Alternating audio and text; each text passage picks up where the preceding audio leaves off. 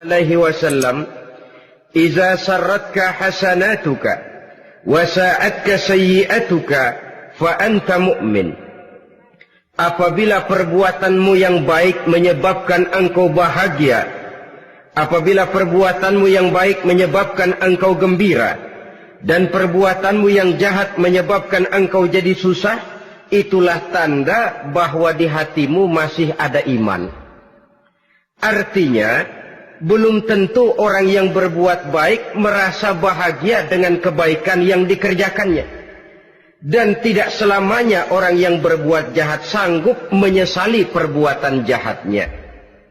Oleh karenanya, apabila iman masih ada, apabila hati masih hidup, perbuatan yang baik menyebabkan orang gembira, perbuatan yang jahat menyebabkan orang susah dan gelisah hatinya.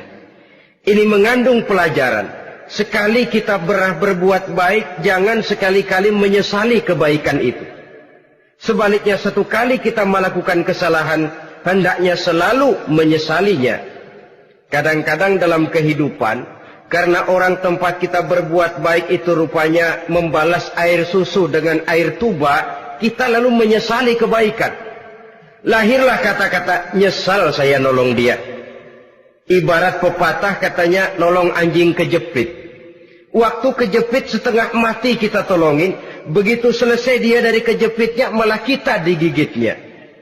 Saudara hadirin yang saya muliakan, dalam kehidupan sehari-hari barangkali ini kena filsafat yang disebut dorong mobil mogok. Ketika mobil mogok setengah mati kita dorong, begitu mesin hidup ditinggalkannya kita di belakang. Sesungguhnya perbuatan kita yang baik tidak harus disesali, karena disesali atau tidak, toh perbuatan itu sudah kita lakukan.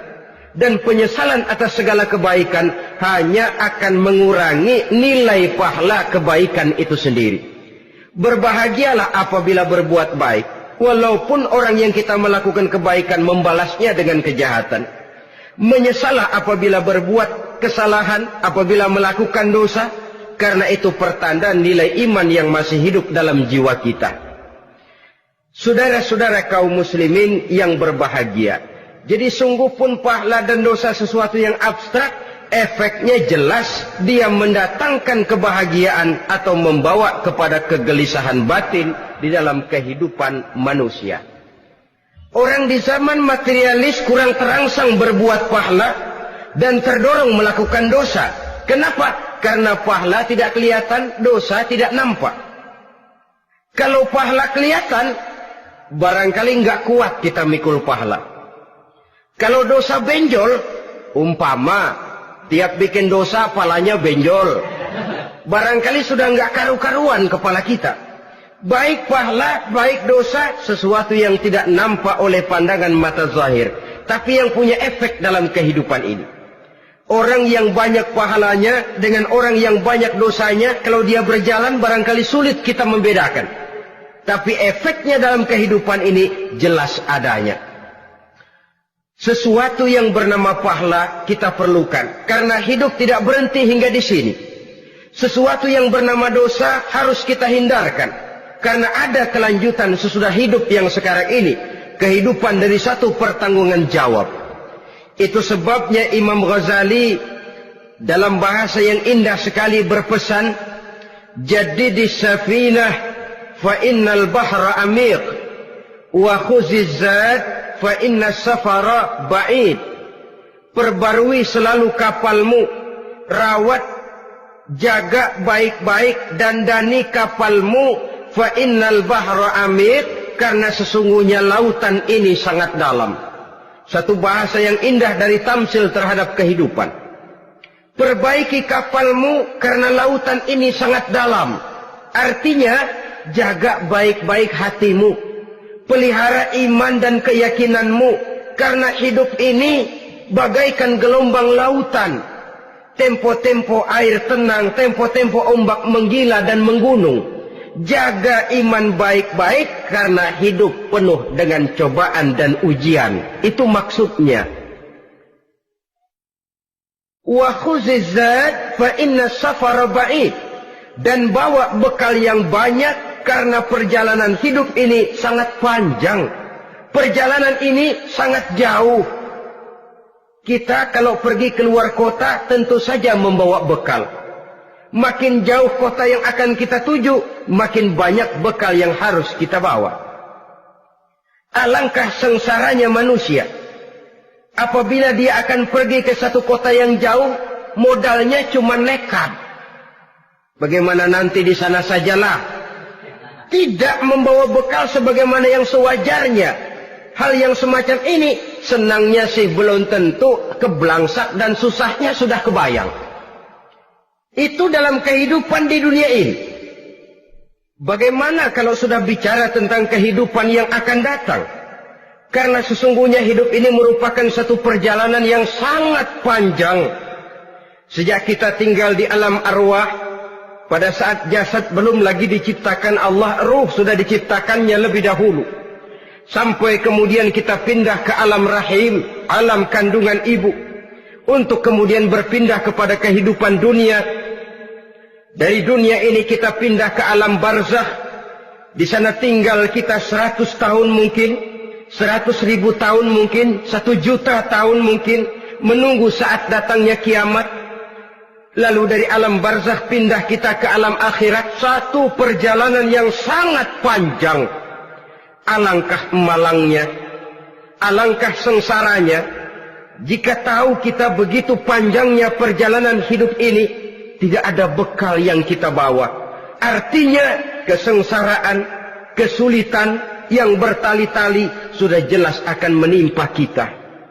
Kalau pergi kita keluar kota membawa bekal uang, membawa bekal makanan, apa bekal yang mesti kita bawa? Apabila kita kembali ke alam barzakh, kembali ke alam kubur, berkumpul di padang mahsyar di akhirat nanti, nasi yang mau kita bawa, uang yang mau kita bawa, tentu tidak lagi. Karena kehidupan materialis selesai di atas liang lahat. Bila masuk kita ke liang lahat, disitulah pahala dan dosa memegang peranan yang sangat penting. Maka pada pertemuan malam ini, kita akan bicara tentang pahala dan dosa itu. Saudara-saudara kaum muslimin rahimakumullah. Yang dinamakan pahala, kata Imam Ali Al-Jurjani dalam kitab At-Ta'rifatnya, ma yastahiqqu bihi ar-rahmatu wal maghfiratu minallahi ta'ala. Sesuatu yang pelaksananya berhak untuk mendapat rahmah dan ampunan dari Allah. Dengan kata lain, nilai pahala adalah akibat dari perbuatan-perbuatan di dalam melaksanakan perintah dan anjuran yang ada di dalam kehidupan agama. Apabila perintah dan anjuran kita laksanakan, nilai pahala itu lalu datang. Nah, nilai pahala dalam Islam, menurut konsepsi Quran, Allah menjelaskan, man jaa bil hasanati falahu asyru amsalihha. Barang siapa yang datang membawa satu kebajikan, barang siapa yang melaksanakan satu kebaikan, maka dia akan mendapat balasan 10 kali dari kebaikan yang dikerjakannya. 10 kali ini pun masih dilipat gandakan dengan 7. 7 ini pun masih dikalikan 100. Dan itu pun masih ditambah dengan pernyataan, wallahu yudha'ifu liman yasha. Allah masih akan melipat gandakan perbuatan baik seseorang yang dikehendakinya. Itulah nikmatnya dalam Islam. Tetapi sebaliknya, wa man jaa'a bisayyi'ati fala yujza illa mislaha. Barang siapa yang melakukan satu kejahatan, dia tidak akan mendapat balasan kecuali sesuai dengan kejahatan yang dikerjakannya. Alangkah rahman dan rahimnya Allah. Orang yang berbuat baik dibalas 10, dikali 7, dikali 100, masih dilipat gandakan pula. Tapi orang yang berbuat jahat tidak akan mendapat balasan kecuali sesuai dengan kejahatan yang dikerjakannya. Ini kan beda dengan sifat kita manusia. Kita ini kadang-kadang kalau dijitak membalasnya mukul. Tapi kalau orang berbuat baik kepada kita, kita enggan untuk berbuat baik kepada orang tadi. Allah tidak mengajarkan begitu. Satu kebaikan berbalas 10. Satu kejahatan berbalas dengan satu kejahatan.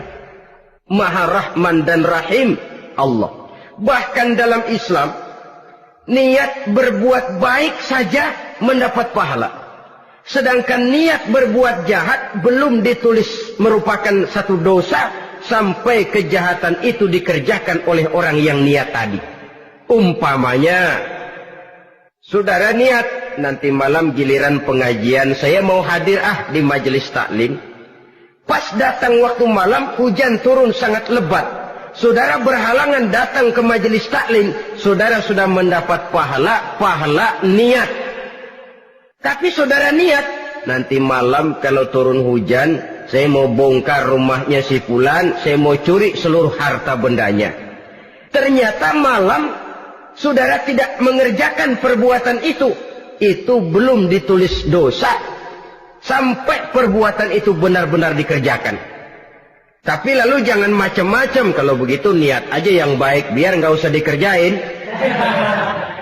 Niat aja pengen ngaji walaupun tidak ada niatan untuk ngaji. Allah lebih tahu tentang apa yang terdetik di dalam hati sanubari kita. Itulah sebabnya sangat dianjurkan orang untuk melakukan segala macam kebajikan. Dan dianjurkan orang menjauhkan segala macam bentuk kejahatan.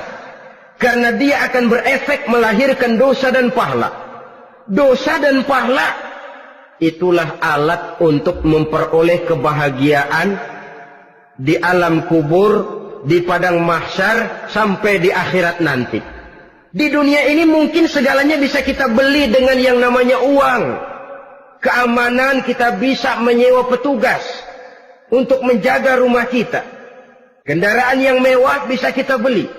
Udara yang sejuk bisa kita ciptakan. Siapa banyak uang, dia raja. Mungkin itu di dunia. Tapi bisa apa uang kalau kita sudah masuk ke alam kubur? Bisakah munkar nakir kita sogok? Udah karkir, jangan nanya nih, cepet. Bisakah malaikat azab menyingkir dengan uang semir? Ternyata tidak. Untuk memperoleh kebahagiaan di sana, nilai pahala. Kesengsaraan akan kita dapat kalau kita banyak menumpuk dosa. Oleh karena itu jangan beranggapan, pahala nggak kelihatan, dosa juga nggak kelihatan, biarin saja. Yang tidak kelihatan ini pada waktunya akan memegang peranan yang sangat penting. Tapi tidak cuma untuk menghadapi hidup di situ, kita lalu harus berbuat baik dan meninggalkan yang jahat. Terutama juga di dunia ini. Toh pepatah bilang gajah mati meninggalkan gading, harimau mati meninggalkan belang. Apa yang akan kita tinggalkan setelah kita mati? Kita ingin jasad kita boleh hancur terkubur tanah, tapi nama kita ingin hidup terus, dikenang orang 100, 1000, bahkan 1.000.000 tahun yang akan datang. Ditulis orang dengan tinta emas dalam sejarah, tercatat kita sebagai orang baik-baik. Saudara-saudara kaum muslimin rahimakumullah. Lalu perbuatan apa yang bisa mendatangkan pahala itu? Saudara-saudara, semua perbuatan yang diperintah dan dianjurkan oleh Allah, yang dikerjakan dengan ikhlas hanya untuk mencapai ridho Allah, mendatangkan pahala. Kadang-kadang menurut pendapat kita remeh, tapi nilainya di sisi Allah besar. Itu pahala. Menghitung pahala itu hak prerogatif Allah. Perbuatan yang ringan Allah mau berikan ganjaran yang besar, itu urusan Allah. Misalnya, kata Nabi, la tahkiranna minal ma'rufi syai'an. Jangan kamu menganggap remeh perbuatan baik walaupun kecil. Jangan merasa sulit melakukan perbuatan yang mengandung pahala. Bertemu dengan teman, muka kita cerah, berpahala. Menyingkirkan duri di jalanan, berpahala. Menolong orang yang sesat, memberitahu orang yang bertanya, berpahala. Tidak sulit kalau kita mau. Yang diperintah dan dianjurkan oleh agama, itu perbuatan yang mengandung nilai-nilai pahala. Masalahnya cuma tinggal mau atau tidak, dan dikerjakan dengan ikhlas. Bertemu teman, mukanya cerah, pahala. Menyingkirkan duri di jalanan, pahala. Sedekah pahala. Tidak berupa perbuatan, bisa berupa ucapan. Misalnya bersolawat pahala, bertasbih dan bertahmid pahala. Kata Nabi, kalimatani khafifatani 'alal lisan, saqilatani fil mizan. Ada dua kalimat yang enteng di lidah tapi berat di timbangan akhirat nanti. Apa itu? Subhanallah walhamdulillah. Itu kan amalan yang ringan, perbuatan yang mudah saja, tapi nilainya demikian besar dalam pandangan Allah. Jadi pendeknya, perbuatan yang bernilai pahala adalah perintah dan anjuran agama yang dilaksanakan dengan ikhlas semata-mata untuk mencapai ridho Allah, itu mengandung pahala. Niat dasarnya itu harus karena Allah, landasannya harus karena ikhlas. Bukan cuma sekedar basa-basi, tidak karena ingin dipuji orang, tidak karena mengharap tanda jasa, tapi ikhlas semata-mata. Dari perbuatan yang paling kecil dan mudah sekali sampai kepada amalan-amalan yang besar dan memerlukan biaya yang besar, seperti melaksanakan ibadah haji, seperti jihad fi sabilillah, membangun masjid, membangun pondok-pondok pesantren, membangun pusat-pusat kesehatan, membangun jalan-jalan umum, termasuk menjaga keamanan. Jangan dikira loh, siskamling umpamanya, menjaga keamanan kampung tidak berpahala. Kalau diniatkan ibadah, menjaga ketenangan warga supaya mereka tekun ibadah, ikhlas karena Allah, itu juga bernilai ibadah. Keluar kita dari rumah, pergi pagi, pulang sore, peras keringat, banting tulang cari nafkah buat menghidupi anak istri kita. Kalau diniatkan ibadah, melaksanakan kewajiban sebagai kepala rumah tangga, membantu orang tua sebagai anak, itu juga perbuatan-perbuatan yang mengandung pahala. Yang terbaik sesuai dengan bidang kehidupan kita. Ada orang yang dinamakan abid, ahli ibadah, pahala yang paling baik bagi dia, banyak-banyak tahajud, sembahyang malam, wirid, zikir, tasbih. Ada yang dinamakan orang alim, pahala yang paling baik buat orang macam ini, mengajar, menyebarkan ilmu, mendakwahkan Islam. Ada yang disebut wali, pejabat pemerintah, petugas. Amalan pahala yang paling baik buat orang semacam ini, melayani masyarakat, bekerja di bidangnya sesuai dengan profesinya. Saudara hadirin yang saya hormati, jadi dengan demikian, perbuatan-perbuatan yang mengandung nilai-nilai pahala ini bisa perbuatan yang menurut kita kecil namun punya nilai besar. Apalagi perbuatan besar dengan biaya yang besar, tentu makin besar juga pahala yang disediakan oleh Allah Subhanahu wa ta'ala. Oleh karenanya, kalau kita bercermin dari ayat Quran, hidup ini kesempatan untuk berbuat baik. Huwallazi khalaqal mauta wal hayata liyabluwakum ayyukum ahsanu amala. Dialah Allah, Tuhan yang telah memberikan hidup dan mati kepadamu untuk menguji kamu, siapa di antara kamu yang paling baik amal perbuatannya. Jadi tidak saya rinci, tapi cukuplah satu penjelasan global. Perbuatan yang berpahala adalah perbuatan melaksanakan perintah Allah atau anjuran Allah dengan dasar ikhlas, dengan tujuan untuk mencapai ridho Allah semata-mata. Lalu apa perbuatan yang mengakibatkan dosa itu? Saudara-saudara, dosa lahir akibat melakukan larangan Allah atau mengerjakan yang dicelaknya. Nah, para ulama ada yang membagi dosa itu menjadi dua bagian. Ada dosa-dosa kecil, ada dosa-dosa besar. Tetapi sebenarnya ditinjau dari segi hakikatnya, kalau sudah melakukan satu kesalahan yang mengakibatkan dosa, jangan dilihat besar dan kecilnya, tapi kepada siapa dosa itu kita kerjakan. Sebab kalau dosa kita anggap satu yang kecil, orang akan terangsang untuk mengerjakan yang kecil-kecil saja. Sehingga dengan demikian, yang kecil pun akan menjadi besar kalau ditumpuk-tumpuk. Sedangkan yang besar bisa saja menjadi kecil kalau selalu diiringi dengan permohonan ampun kepada Allah. Itu sebabnya para ulama sufi, orang-orang tasawuf mengatakan, la saghair ma'al istimrar wala kabair ma'al istighfar.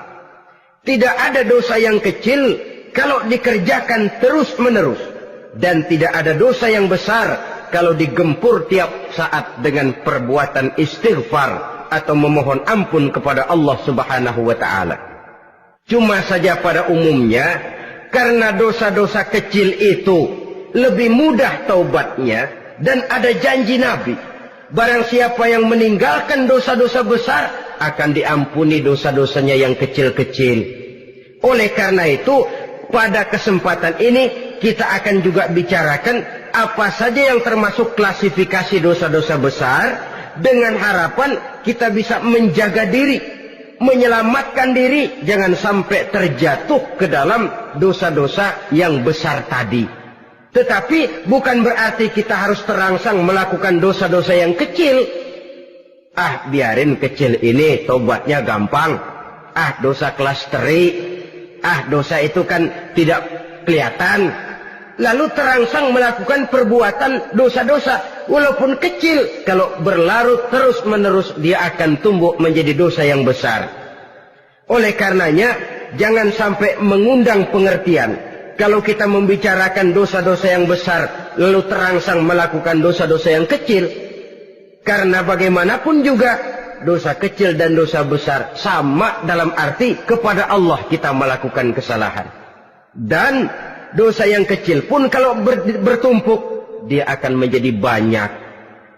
Saudara-saudara kaum muslimin rahimakumullah, ada beberapa jenis dosa-dosa besar. Jenis yang pertama, asyirku billah, syirik atau menyekutukan Allah. Dari sekian deretan dosa-dosa besar, syirik ini merupakan bapak moyangnya dosa. Dedengkotnya dosa, itu syirik, menyekutukan Allah. Bahkan dosa yang lain Allah masih mau mengampuni. Tapi kalau sudah syirik, menyekutukan Allah, itu sudah satu dosa yang tidak berampun sama sekali. Oleh karena itu tepat pesan Imam Ghazali tadi. Jadi di safinah fa innal bahra amik. Jaga iman, pelihara akidah, dandani kapal. Karena hidup ini gelombang lautan sangat dalam, hidup banyak cobaan. Di dalam hidup di zaman sekarang ini, saudara bisa perhatikan, di mana tensi ekonomi tinggi, lapangan kerja sulit, persaingan hidup makin tajam, sifat egois dan individualis tumbuh di mana-mana, rasa solidaritas sosial menurun, sifat gotong royong musnah, orang mudah potong kompas, potong jalan, ingin cepat kaya, ingin cepat naik pangkat, ingin dapat kedudukan. Kadang-kadang akidah pun terjual, akidah pun musnah. Jatuh ke jurang syirik pun tidak jadi soal. Itu yang kita khawatirkan. Kalau dosa-dosa yang lain Allah masih mau mengampuni, tapi kalau sudah jatuh kepada syirik, Allah sama sekali tidak akan memberikan ampun. Dalam kaitan dengan ini barangkali tepat sinyalemen Imam Ali itu. Andai kata kemiskinan merupakan satu kepribadian, saya akan membunuhnya lebih dahulu. Artinya memang kemiskinan ini sering mendorong orang kepada jurang kemusyrikan. Tidak tahan menghadapi godaan perut akibat tensi ekonomi yang tinggi, lapangan kerja yang sulit. Iman pun jadilah ditukar dengan 3 liter beras. Akidah pun jadilah dibarter dengan 3 bungkus supermi, dengan pakaian bekas, dengan obat-obatan. Tidak jadi soal baginya mengejar kebahagiaan yang relatif singkat dengan mengorbankan kebahagiaan yang abadi. Persis ibarat pepatah, nyari jarum kampak hilang. Mencari sesuatu yang kecil, yang besar jadi sia-sia. Membela perut, mengorbankan akidah. Na'udzubillah summa na'udzubillah. Saudara-saudara kaum muslimin rahimakumullah, ini fakta, ini kenyataan. Dan hal semacam ini tidak bisa diatasi cuma dengan ceramah, simposium, diskusi, seminar. Apalagi Nabi berpesan, solahu ummati bil ilmi wal mal. umatku hanya bisa menjadi baik akidahnya dengan ilmu dan harta. Itu bahasa Nabi. Kalau bahasa kita sekarang, dengan ekonomi dan pendidikan. Ilmu, pendidikan, ekonomi, harta. Tanpa itu sangat besar kemungkinan kita bisa menjual akidah terjerumus di lembah kemusyrikan. Maka terutama kepada saudara-saudara saya, muslimin yang terpencil jauh dari kota-kota besar, yang kadang dalam kehidupan seharinya imannya sering digoda oleh supermi, akidahnya sering ditantang oleh pembagian beras, pakaian-pakaian bekas, obat-obatan dan sebagainya. Jaga dan bentengi akidah kita. Lebih baik nyawa berpisah dari badan, asal iman jangan berpisah dari hati.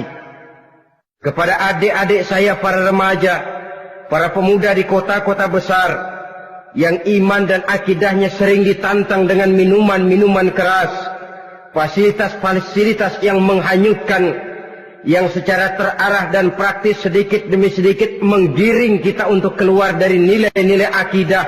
Hati-hati, jaga baik-baik, sebab intan paling mahal, mutiara paling berharga, tidak lain nilai iman ini.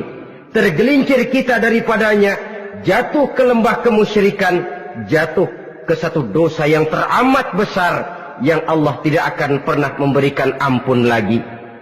Ini dosa besar yang pertama. Yang kedua, qatlun nafsi illa bilhaq, membunuh orang tanpa alasan yang benar. Di zaman kesulitan ekonomi kadang-kadang orang mudah nekat. Tengok saja, kadang-kadang karena pasar uang 100-200 perak saja nyawa bisa melayang. Kadang-kadang karena urusan yang remeh, salah omong, salah ambil, salah ucap, salah pegang, nyawa bisa jadi melayang. Alangkah murahnya nyawa, seakan-akan kita yang punya. Padahal nyawa itu hak milik Allah. Tidak pantas kita merampasnya, tidak pantas kita menghilangkannya dari jasad seseorang. Oleh karenanya, membunuh orang merupakan satu dosa yang sangat besar. Jangankan kepada orang yang seakidah, orang yang lain akidah saja pun, kalau dia hidup berdamai, rukun, berdampingan, kita harus melindungi. Apatah lagi teman seakidah sendiri. Saudara-saudara kaum muslimin rahimakumullah, pantas kalau Nabi menyatakan apabila dua orang Islam sudah saling berkelahi, berbunuh-bunuhan, al-qatil wal maqtul finnar, yang membunuh dan yang dibunuh dua-duanya sama-sama masuk neraka. Sahabat heran, ya Rasul, kalau yang membunuh masuk neraka sih wajar, tapi yang terbunuh kok neraka juga, kenapa? Kata Rasul, sebenarnya dia juga cuma sudah niat untuk membunuh, cuma keduluan saja. Andai kata dia tidak terbunuh, tentu dia yang akan membunuh. Saudara-saudara kaum muslimin rahimakumullah, Islam sesuai dengan namanya adalah agama damai. Kita tidak boleh mencari-cari musuh, walaupun tidak boleh lari kalau bertemu musuh. Oleh karenanya, pantang seorang muslim menimbulkan benih keonaran menjadi biang kerok buat lingkungannya. Sesuai dengan namanya, seorang muslim adalah seorang yang dalam hidup senantiasa berusaha menebarkan salam, menebarkan kedamaian, ketenangan dan ketentraman. Dengan prinsip musuh jangan dicari, bertemu pun jangan lari. Yang ketiga, termasuk dalam kelompok dosa besar ini, syurbul khamr, meminum minuman keras. Termasuk di dalam kata khamr ini ganja, morfin, narkotik. Sebab apa? Jenis minuman semacam itu tidak hanya merusak keadaan sekarang, tapi sekaligus merusak kehidupan yang akan datang. Kalau itu jatuh di tangan generasi muda, artinya kan merusak kehidupan masa depan daripada suatu bangsa. Karena apa? Remaja dan pemuda merupakan bentuk miniatur daripada kehidupan bangsa. Akan bagaimana warna umat Islam di Indonesia. Bahkan akan bagaimana warna Indonesia 30, 40, 50 tahun yang akan datang. Remaja sekarang jawabannya. Kalau remaja kita sekarang ini kerjanya cuma bisa nyekek botol, insya Allah bangsa Indonesia 30-40 tahun yang akan datang akan tumbuh menjadi bangsa teler. Tidak banyak yang bisa kita harapkan. Remaja adalah gambaran masa depan dari satu bangsa, dari satu umat. Dan remaja itu di dalam dirinya secara fitrah terkumpul semua bakat, terdapat semua kemungkinan. Kita ini lahir membawa sifat pemimpin, tapi juga membawa sifat pengacau. Kita ini ada bakat jadi orang jujur, ada bakat jadi pengkhianat. Kita ini ada bakat menjadi orang baik-baik, kita juga punya bakat jadi biang kerok. Kita kemungkinan bisa jadi pemimpin bangsa, tapi juga bisa menjadi pemimpin bangsat. Nanti lingkungan dan pendidikan akan menumbuhkan, membentuk mana yang tumbuh lebih subur. Kalau lingkungan dan pendidikannya lebih banyak bercerita tentang kejujuran, maka nilai kejujuran yang akan tumbuh lebih banyak dalam jiwanya. Dan insya Allah diharapkan dia akan menjadi manusia yang jujur di kelak kemudian hari nanti. Dan masalah minuman keras ini sebenarnya berkait. Kita tidak bisa cuma menyalahkan remaja saja, menyalahkan pemuda saja, karena bagaimanapun masalahnya kompleks. Menghancurkan sesuatu tanpa melihat kausalnya, tanpa melihat sebab akibatnya akan sama juga bohong. Kemungkinan karena broken home, kemungkinan karena pergaulan, kemungkinan karena kurang perhatian orang tua, kemungkinan karena akibat bacaan, tontonan, atau fasilitas berupa dibukanya pabrik-pabrik minuman keras, dijualnya minuman-minuman keras, di warung-warung yang remang-remang, yang memberikan kenikmatan, kebahagiaan, dan kebanggaan tersendiri, sehingga akhirnya orang terangsang untuk datang dan minum di sana. Pada dasarnya memang sepele, cuman minum, nggak ngerugiin orang lain kan? Iya, pada waktu minum. Tapi dikala sudah mabuk, out of control, apapun bisa kita lakukan. Yang kita ucapkan kita tidak sadari lagi, yang kita kerjakan tidak kita sadari lagi. Dikala itu segala macam kejahatan bukan sesuatu yang tidak mungkin untuk kita laksanakan. Nggak ngerugiin orang lain, memang pada saat mau minum. Tapi begitu minum, mabuk, kita bisa merugikan orang lain. Setidaknya merugikan diri sendiri. Pertumbuhan IQ menjadi lemah, semangat kehidupan hilang, gairah kerja menurun, kalau tidak ada sama sekali. Lalu apa yang bisa kita lakukan di dalam kehidupan? Dan akan lebih celaka kalau ini menimpa kehidupan generasi muda kita. Kadang-kadang yang ironi ya, kalau yang orang tuanya mampu barangkali masih tertolong, tapi yang orang tuanya kondisi ekonomi lemah masih kepengen teler juga. Orang tuanya nggak mampu masih pengen mabuk. Dari ganja, morfin nggak dapat, akhirnya kaleng cet diisepin. Yang penting kan bisa teler, mendatangkan satu kebahagiaan tersendiri. Itu sebabnya memang satu kejahatan menurut teori polisi ya hanya bisa terjadi karena faktor N dan K, niat dan kesempatan. Niat ada, kesempatan ada, jadi orang jahat. Kurang salah satunya, biasanya kejahatan terbendung. Niat ada, kesempatan tidak ada, sulit berbuat jahat. Kesempatan ada, niat tidak ada, tidak mungkin orang jahat. Tapi yang paling dominan sebenarnya niat. Kalau niat sudah kuat, kesempatan bisa dicari. Kesempatan bisa diciptakan. Biar hansip nongkrong, ditungguin lengahnya. Ya biarin, jam 11 sampai jam 2, matanya melotot, jam 3 dia mulai ngulet, ngempet. Nah, di saat itu saya masuk ke rumahnya. Kalau niat kuat, kesempatan bisa diciptakan. Dan kalau sudah niat, ini masalah hati. Kalau sudah masalah hati, menyangkut soal moral. moral, artinya sudah masuk kepada kehidupan agama. Saudara-saudara kaum muslimin rahimakumullah. Yang keempat yang termasuk jenis dosa besar, az-zina, perbuatan zina. Di zaman pergaulan bebas dengan prinsip free love, free sex ini, tengok sudah berapa banyak gadis-gadis bergelimpangan jadi korban. Berapa banyak bayi-bayi yang lahir ke dunia tanpa tahu kemana dia mesti memanggil bapak. Apakah deretan jumlah korban ini masih harus bertambah lagi? Paling tidak, biarlah yang sudah jadi korban, tapi jangan bertambah lagi hendaknya. Masing-masing kita berupaya menahan diri.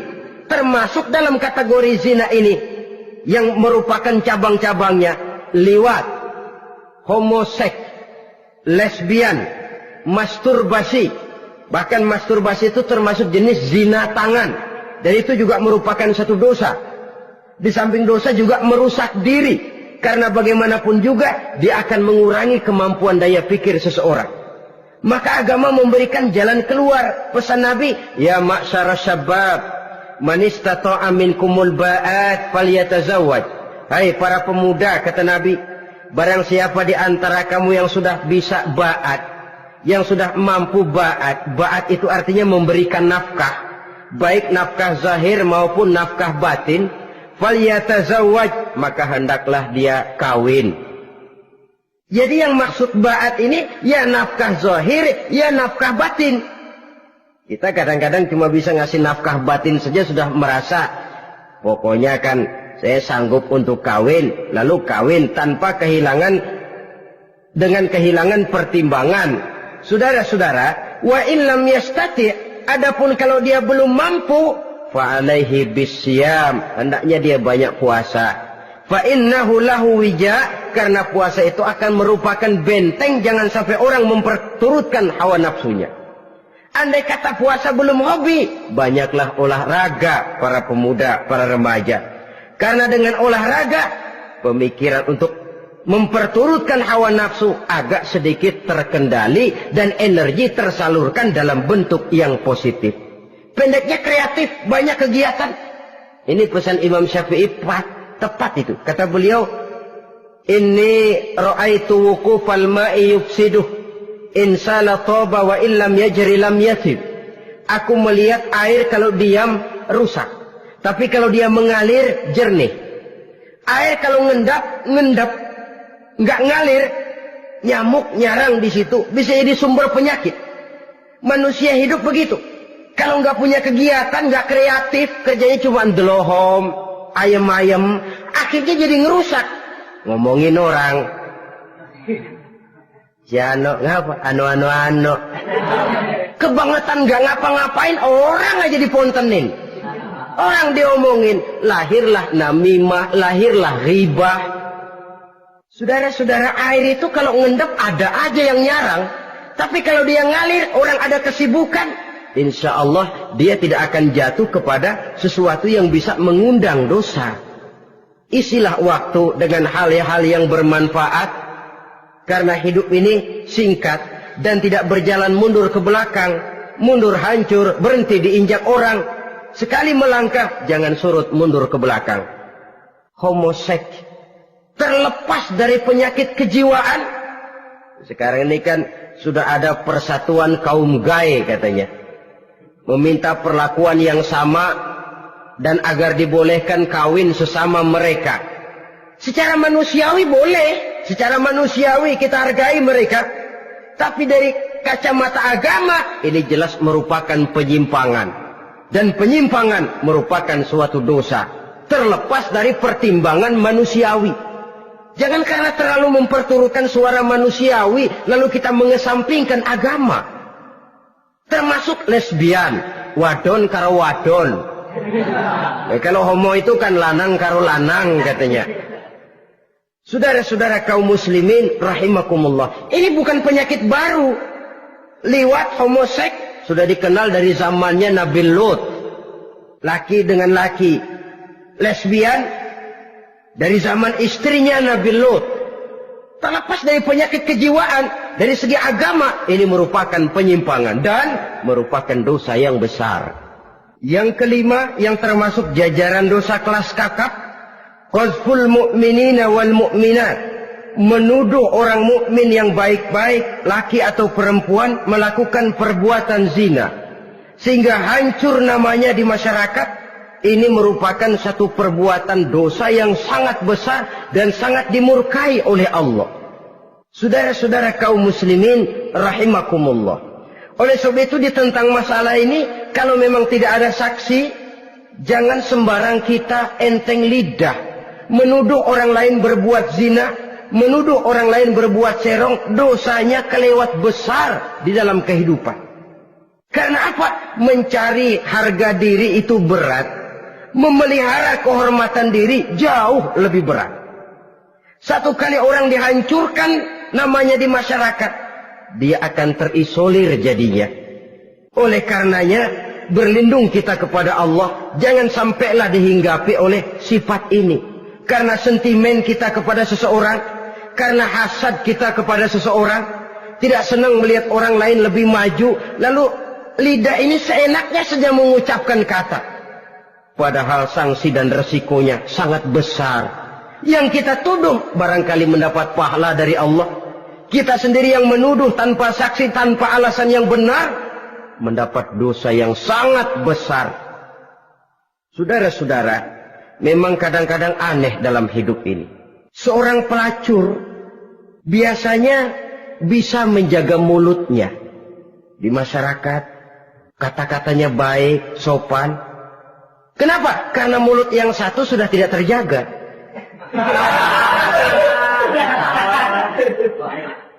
Kita kadang-kadang kehormatan bisa kita jaga, tapi mulut tidak terkontrol. Ngomong saenake dewe, bikin orang mangkel, kesal, fitnah sana, fitnah sini, menghancurkan nama baik orang, ngomongin yang macam-macam. Bagai-bagai macamlah caranya. Saudara-saudara kaum muslimin yang berbahagia. Jadi dengan demikian, menuduh orang lain berbuat zina, sedangkan orang itu tidak pernah melakukannya, ini termasuk satu dosa yang sangat besar di dalam kehidupan ini. Yang keenam, al-'aqu bil walidain, durhaka kepada ibu bapak. Seorang anak, bagaimanapun banyak nilai ibadahnya, banyak kebaikan di masyarakat, menyandang berbagai macam gelar, pangkat dan jabatannya tinggi, tapi kalau sudah durhaka kepada kedua orang tuanya, alamat hidup tidak lagi membawa keberkahan. Dan itu dosa yang sangat besar. Sampai Nabi sabdakan, ridho Allah ada di dalam keridhaan ibu bapak. Murka Allah pun ada di dalam kemurkaan ibu dan bapak. Walaupun belum tentu setiap kita orang tua, tapi yang jelas setiap kita adalah anak. Dan setiap anak punya ibu dan bapak. Jangan sampai kacang lupa kepada kulitnya. Saudara-saudara kaum muslimin rahimakumullah. Durhaka kepada ibu bapak merupakan perbuatan yang sangat dimurkai oleh Allah. Apalagi ibu yang telah melahirkan kita, bahkan mengandung kita. Begitu juga bapak yang telah berusaha peras keringat banting tulang untuk mengasuh membesarkan kita. Tidak ada perbuatan baik yang kita lakukan untuk bisa menebus kebaikan daripada ibu dan bapak kita. Setidaknya kalau belum bisa berbuat baik kepadanya, kepada keduanya, janganlah menyakiti hati keduanya. Itu saja dulu yang harus dijaga. Kadang-kadang sudah berbuat baik enggak, nyakitin melulu. Sudah nyenangin belum bisa, saban sehari nyakitin saja. Padahal kedua orang tua itu doanya manjur, sebagaimana sumpahnya juga bisa jadi kenyataan. Dan sering bahkan menjadi kenyataan. Sampai ibu bapak sudah wafat, sudah meninggal sekalipun, kewajiban berbakti masih harus terus dilakukan oleh seorang anak. Lalu yang ketujuh, at-tawalli yaumaz zahfi, berpaling pada hari pertempuran. Orang sedang sibuk-sibuk menghadapi musuh, maksudnya berjuang membela agama ini, dia lari menyelamatkan diri. Pengecut, mental munafik. Ayo, kalau demi agama, mari kita maju ke depan. Allahu Akbar. Yang besar Allah, yang lain kecil semua. Maju. Orang lain maju serentak, dia mundur jauh ke belakang. Mental munafik, mental calo, istilah sekarang ini. Oh, itu calo, mental calo. Tuhan gedek banget itu. Coba ya, calo itu paling sibuk nyuruh penumpang naik. Tapi sementara penumpang naik sampai ke tempat tujuan masing-masing, calonya nggak kemana-mana, diem aja di situ. Cuma orang aja disuruh naik. Saudara-saudara, kerja bakti, orang turun ke comberan, dia naik ke tempat tidur. Mundur di hari pertempuran, menyebabkan orang lain gugur, dia sendiri menyelamatkan diri. Mental pengecut, mental munafik, itu merupakan dosa yang sangat besar. Saudara-saudara kaum muslimin rahimakumullah. Itu sebabnya agama itu memerlukan keberanian. Memang, tapi bukan keberanian yang tanpa perhitungan. Sebab berani tanpa berhitung namanya berani babi. Kita berani kalau benar, kita harus takut kalau salah. Jangan dibalik. Salah berani, nekat namanya. Benar takut, pengecut namanya. Orang yang pengecut adalah orang yang takut membela kebenaran. Orang yang nekat sesungguhnya udah salah nggak malu lagi. Udah salah nekat lagi. Merasa rugi berbuat kebaikan, puas kalau berbuat kejahatan. Padahal Nabi pesan, siapa yang berbuat dosa sambil tertawa, nanti dia akan masuk neraka sambil menangis. Karena itu dipesan pula di dunia ini, sering-seringlah mencuci mukamu dengan air mata taubat. Cuci lidahmu dengan zikir kepada Allah. Bersihkan hatimu dengan air ikhlas. Saudara-saudara kaum muslimin rahimakumullah. Kan ada toh orang berbuat baik nggak gembira, tapi berbuat jahat malah puas. Atau sama saja orang lain berbuat baik, hatinya kesel. Orang lain berbuat jahat, dia malah mendukung. Atau orang lain tergelincir berbuat jahat, dia malah girang. Ini kan tidak objektif. Karena yang berbuat baik, orang yang dia keselin, dia nggak seneng. Tetapi karena yang berbuat jahat, orang yang dia senengin, dibenerin juga. Itu nggak objektif namanya. Mundur di hari pertempuran pada saat saudara-saudara kita sedang menghadapi musuh, sikap pengecut yang sangat dibenci Allah. Yang kedelapan, termasuk kelompok dosa besar, aklu malil yatim, makan harta anak yatim. Kadang-kadang ada orang mengeksploitir loh nasib anak-anak yatim. Karena biasanya para dermawan peka kalau mendengar nasib yatim, memberikan santunan. Si yatim belum makan, yang ngurusin udah pada kenyang. Mengeksploitir, memakan harta anak yatim termasuk dosa yang sangat besar. Sehingga Nabi pesan, ana wa kafilul yatim kahataini yaumal qiyamah. Aku dan orang yang menyantuni anak yatim seperti dua jari ini di hari kiamat. Rumah yang paling dimuliakan Allah adalah rumah yang di dalamnya ada anak yatim yang hidupnya dihormati, hidupnya disantuni, keperluannya dicukupi. Maaf saja, tahap kita menyantuni anak yatim ini baru tahap setahun sekali. Kalau Muharram kita agungkanlah, kita besarkan. Lebaran yatim katanya. Kita kumpulkan dana, kita usap kepala yatim, kita kumpulkan beras, kita bagikan hari itu. Perkara bulan depan kelaparan, kita tutup kuping. Perkara bulan berikutnya dia kelaparan, kita masa bodoh. Bahwa di bulan Muharram kita santuni yatim piatu itu sudah baik. Tapi akan lebih baik lagi kalau kita sanggup menjadi bapak asuh mereka, memikirkan sekolah mereka, ada kontinuitas. Kalau mereka diasuh oleh orang lain, lalu bertukar agamanya, berpindah akidahnya, kita ngomel habis-habisan. Tapi kita ada kemampuan, kita tidak mau berbuat semacam itu. Ya sama juga bohong namanya. Saudara-saudara kaum muslimin rahimakumullah. Orang yang menyantuni yatim mendapat pahala besar. Tapi orang yang mengkorup harta anak yatim, dosanya juga sangat besar. Berhati-hatilah kalau kita diberikan kepercayaan oleh masyarakat untuk mengurus anak-anak yatim. Karena pahalanya besar, resikonya juga besar. Yang kesembilan, syahadatuz zur, sumpah palsu. Sebab sumpah palsu ini menggunakan nama Allah untuk sesuatu yang tidak benar. Nama kita saja dibawa untuk yang tidak benar, kita jengkel. Nama kita dipalsukan untuk sesuatu yang tidak baik, kita kadang-kadang jengkel, tidak puas jengkel, menuntut melalui saluran hukum. Kenapa? Nama saya dicatut. Bagaimana lagi kalau nama Allah kita pakai untuk bersumpah, sumpahnya palsu, menguntungkan kita, merugikan orang lain, Allah murka betul. Maka sumpah palsu termasuk deretan dosa-dosa besar. Apalagi yang ke-10, aklu riba, makan riba alias renten. Ini kan yang cepat mendatangkan uang. Kadang-kadang kalau yang bikin riba itu orang awam barangkali, ya masih kita maklumin. Kadang-kadang penyakit ini datang menimpa mereka juga yang kita kenal kebaikannya. Bahkan suka datang ke musola, rajin ke masjid. Kadang-kadang riba masih dimakannya. Karena cara cari duit paling enak. Duit utuh, tambahnya terus masuk. Na'udzubillah summa na'udzubillah. Itu yang diibaratkan dalam perjalanan Mi'raj waktu Nabi diperlihatkan neraka. Orang perutnya sebesar rumah dililit ular.